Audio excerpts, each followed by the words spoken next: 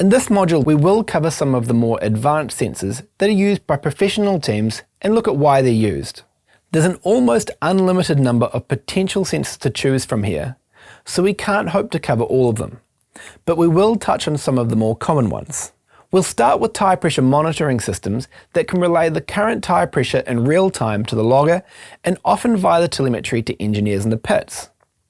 This may also include data on the internal carcass temperature of the tyre, as well as the air temperature inside the wheel.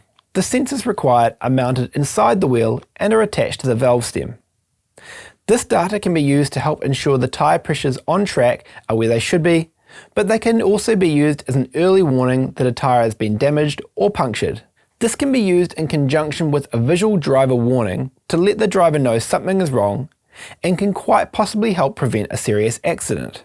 While we're discussing tyres, another advanced sensor is the infrared tyre temperature sensor that's mounted on the chassis pointing at the tyre tread, allowing the tread temperature to be monitored while you're on track. These come in a variety of options, including an array of individual sensors that focus on different parts of the tread, or a single sensor with a wide field of view that can monitor multiple points across the tread simultaneously. This data can show how the tread is working on track and can be used to help optimize camber and tyre pressure. The same technology that goes into infrared tyre temperature sensors can also be applied to measuring the temperature of the brake rotors.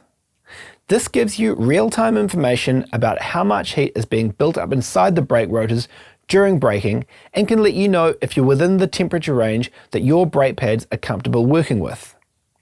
This sort of data can be used to help optimize your brake package and also help with adjusting your brake cooling ducts depending on the track and ambient air temperature. Moving into the suspension itself, it's common to find professional teams using damper travel potentiometers that monitor the movement of each damper. This information is used to produce a variety of data, from understanding how much of the available travel is being used, through to advanced analysis of damper velocity histograms that can be used to help with optimizing the bump and rebound adjustment of your dampers.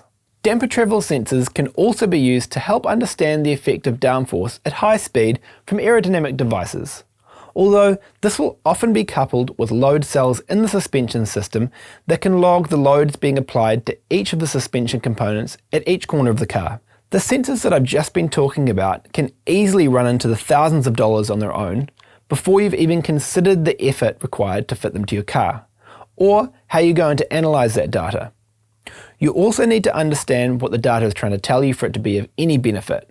As I've mentioned already, I firmly believe that at least to begin with, less is more when it comes to data channels. It's still worthwhile to have an understanding of what other sensors are available, but don't think that these are essential for your average club level car. That was just one of the modules taken out of our Data Analysis Fundamentals course. If you want to become a better driver, get faster lap times, and constantly progress your driving skills, you'll need to know how to use a data logger and understand the information it gives you.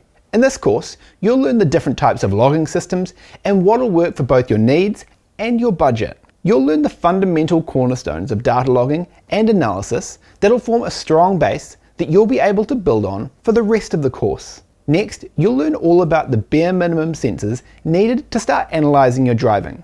And after that, you'll learn about your logging setup's more complex functionality, which you'll be able to make use of as your skills and experience increase. To ensure you're able to put the theory of what you've learned into action, there's a detailed practical skills section that shows the concepts explained in the course being applied in the real world. Finally, you'll learn the 6-step data analysis process that'll give you a clear and structured template to work from as you embark on your own data logging projects. If you want to find out more, click the link in the description.